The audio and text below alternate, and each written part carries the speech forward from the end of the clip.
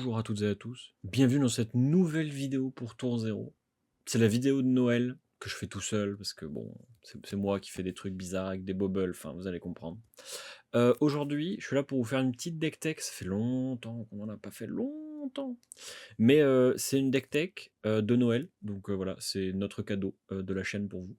Mais aussi, c'est l'occasion pour nous de vous faire gagner des cartes promo. Je m'explique. LSS nous a envoyé des Scarf for a Scarf. Alors peut-être que vous avez tous vu la carte, peut-être pas. Du coup, je vais vous la lire. Scarf for a Scarf. Et hop là. La carte est trop belle, c'est incroyable. Coûte 0, c'est une rouge qui attaque à 4, qui a 2 de défense, comme Scarf for a Scarf en fait. Mais qui dit quand vous attaquez un héros avec, vous échangez un casque avec le casque de votre adversaire. Et si vous le faites, Scarf for a Scarf can go again. Comprenez, vous prenez votre chapeau, vous le mettez sur la tête de votre adversaire, vous prenez son chapeau et vous le mettez sur votre tête, et hop là, vous avez go again, c'est super. Du coup, on s'est dit, on allait faire une petite deck tech, en mode, on joue Squeezie et Flouf, c'est Noël, c'est de l'UPF, c'est cadeau. Moi j'offre des trucs à tout le monde. Du coup, je vais vous montrer la deck tech. Et l'intérêt, c'est que à la fin de la vidéo, je vous indiquerai comment faire pour gagner des Scarf for a Scarf, puisqu'on va vous faire gagner 3 playsets. Non, 2 playsets, mais 2 playsets de 3. Comprenez. Du coup, le deck. Le deck, c'est très simple.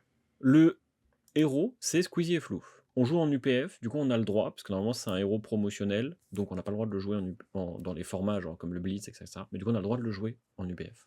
Qui dit, au début du tour de chaque joueur, ils peuvent créer une Cracked Bobble dans leurs mains, et s'ils le font, vous créez un gold. On aimerait bien que les gens le fassent. Du coup, on va leur demander gentiment, on va faire un peu de politique. Et si on a des golds, c'est super, parce que du coup on pourra utiliser Cashin. Cashin qui va nous permettre de sacrifier notre gold pour piocher des cartes. Mais en vrai, il y a plein d'autres synergies un peu marrantes. Le thème du deck, c'est quand même de faire la fête. Donc, vous avez l'interaction la plus broken du jeu. C'est crack broken. Vous avez des Life of the Party et des Crazy Brew. Qu'est-ce qui peut mal se passer finalement? Vous jouez 2 cartes moyennes qui ensemble font des chocs à pic. Life of the Party, 2 mana. Vous pouvez, quand vous jouez, vous pouvez, au lieu de payer 2 mana, défausser ou détruire un Crazy Brew que vous contrôlez. Et si vous le faites, vous choisissez tous les modes au lieu d'en choisir un au hasard. Et si vous défaussez un Crazy Brew, ça devient une 0 pour 6 Go Again qui, quand elle touche, vous fait gagner 2 points de vie. Et le reste du temps, la carte est pas bien. Mais c'est la fête. C'est la vie de la fête. Vous avez aussi, du coup, les Crazy Brew. Bon, c'est pas très important. Le but, c'est pas vraiment de les lire. Le but, c'est de les défausser sur des Life of the Party. Vous avez des Shitty Christmas Present. Alors ça, c'est la promo de Noël de l'année dernière. Qui est exceptionnel parce que dans le thème de Squeezie et Flouf, vous allez donner des bobbles à vos adversaires. Et ils vont être heureux de recevoir des bobbles, évidemment. Donc vous avez des bobbles, et j'espère pour vous, d'ailleurs, vous avez des bobbles de Noël pour offrir des bobbles de Noël à vos adversaires. Ça vous permet juste de mettre une bobble sur le dessus du deck de votre adversaire. L'idée, c'est que normalement, si vous débrouillez bien, vous devriez au bout d'un moment avoir des adversaires qui ont quasiment que des bobbles dans leur deck.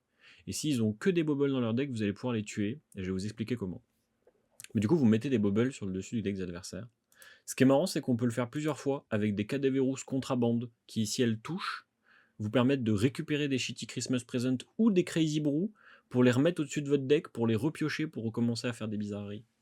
Mais on a aussi Spirit of Christmas, qui est la toute dernière promo de Noël, qui dit, pour 0, avec Go Again, elle est exceptionnelle la carte. C'est une bleue qui bloque 3. Chaque héros choisit un autre héros. Et les héros choisis créent un agility, un might, un vigor et un gold. Comprenez, quand vous jouez ça en UPF, tout le monde va faire des trucs, ou un seul joueur va en faire beaucoup.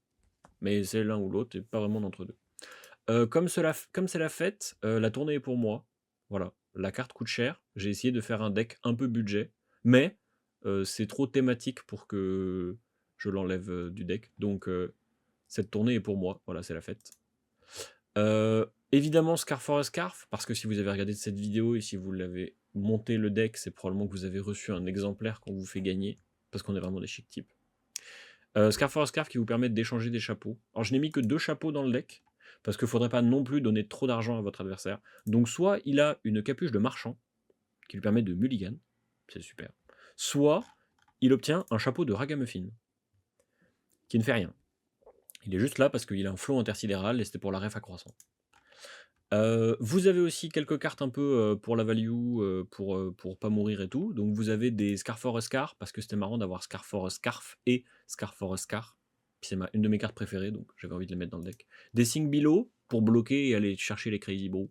Des Snatch, parce que Snatch. Et parce que vous avez Snapdragon Scalers, ça fait des trucs. Et des Captain's Call. Des Cook Motion, parce que quand vous touchez vos adversaires, vous allez leur offrir des cadeaux. Vous allez leur filer des trucs, parce que c'est ça l'esprit de Noël en fait. Donc vous leur filez des trucs. Des Fire Breathing, parce que j'ai réfléchi. Hein. Quand j'ai monté la liste, je vous jure qu'en 10 minutes où j'ai monté la liste, je vous jure que j'ai réfléchi.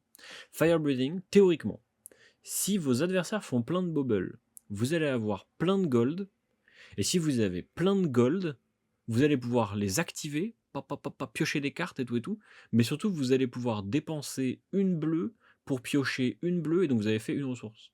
Et donc si vous avez fait plein de ressources, vous allez avoir plein de cartes dans votre main, et donc vous allez pouvoir faire un Fire Breathing et dire à votre adversaire, attention, j'ai plein de cartes, peut-être tu es mort.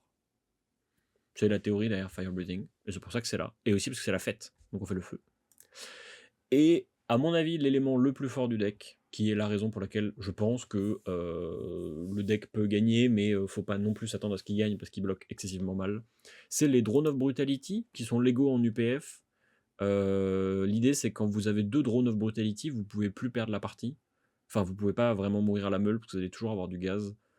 Et Drone of Brutality, c'est un peu votre arme, parce que comme on est un marchand, bah, on n'a pas vraiment d'arme, enfin on joue Talichar, qui n'est pas vraiment une arme du coup, puisqu'elle a une durabilité.